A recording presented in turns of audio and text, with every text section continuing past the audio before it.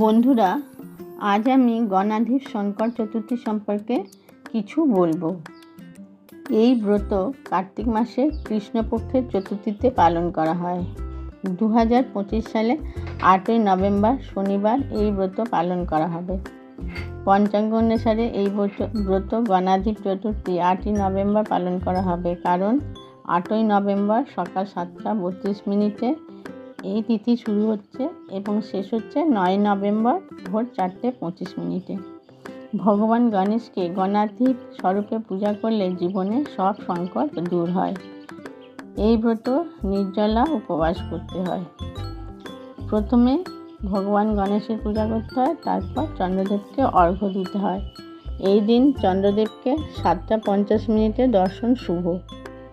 ঘরে ভগবান গণেশের মূর্তি বা ফটো প্রতিষ্ঠা করে হলুদ, চন্দন এবং দূর্বা দিয়ে ফুল দিয়ে পূজা করতে হয়।